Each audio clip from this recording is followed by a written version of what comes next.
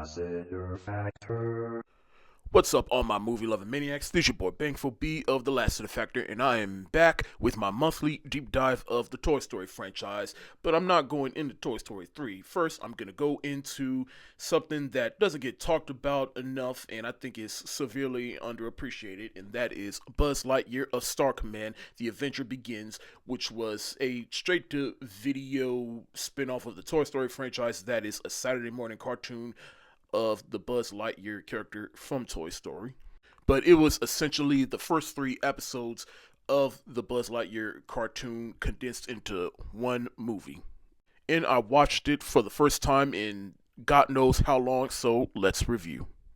But like I said, Buzz Lightyear of Star Command: The Adventure Begins is the first three episodes of the cartoon in which Buzz Lightyear, he loses his partner and he doesn't want a new one, but as the episodes go on, he comes to learn that he does need partner or partners. And they all come together to stop the evil Emperor Zurg from taking over the galaxy.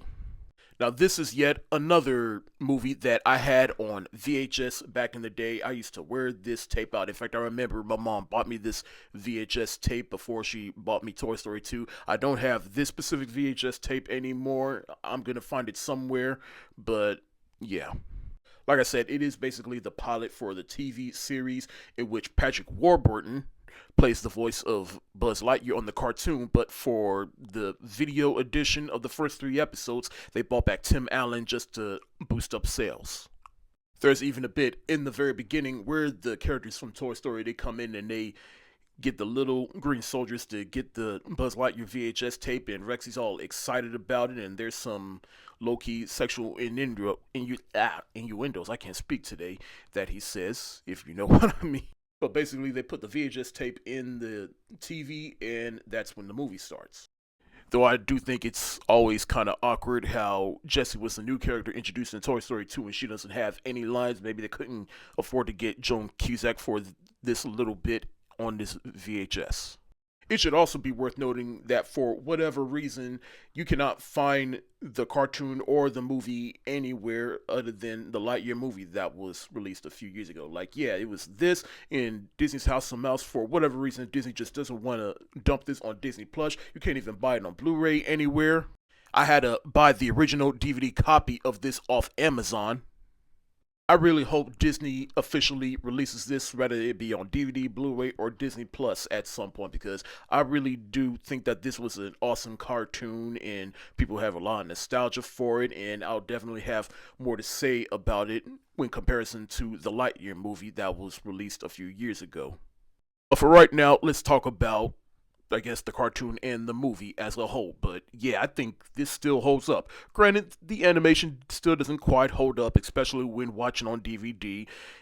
And like I said, if they ever do a Blu-ray or DVD re-release of this, I hope they give it the restoration that it deserves. I hope they kind of cleaned up the quality of this. But other than that, yeah, I still fucking love this. As I was watching, like, yeah, it's probably not the best, but at the end of the day, you just gotta look at this like a Saturday morning cartoon, which this was essentially was, and I have fun watching this. This lit up every bit of dopamine in my, I guess, 9-year-old brain, which is the time when I saw this back in the day.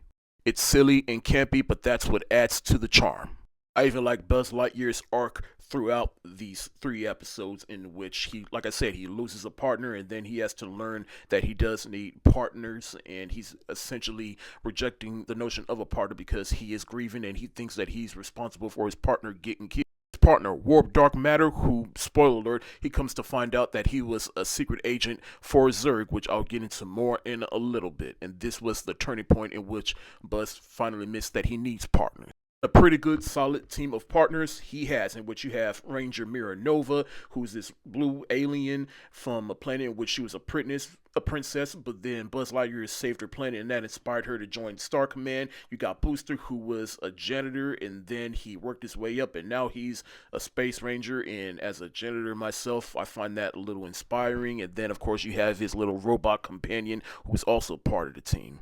In solid voice cast too, you got Nicole Sullivan as the voice of Mira Nova. You got Larry Miller as the voice of XR. I already mentioned the two voice actors that plays Buzz Lightyear in both the cartoon and the movie. get introduced to Commander Nebula, who is the head of Star Command and voiced by Adam Carolla.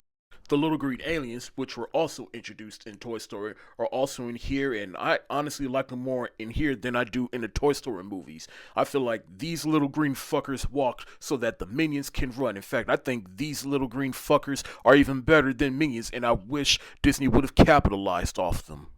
What really made this movie even more bearable for me to watch, especially with adult eyes, is Zurg, and he is voiced by Wayne Knight, who didn't voice Zurg in Toy Story 2, but I honestly prefer him as the voice of Zurg than whoever they got for Toy Story 2. And you can tell just by watching the voice acting in this movie, in the cartoon, that Wayne Knight, he was having a ball.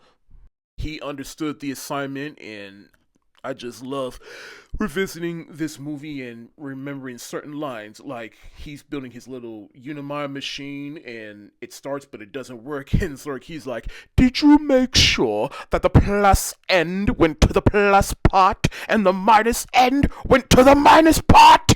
That line always stood out to me, and why I never failed to put in batteries the correct way.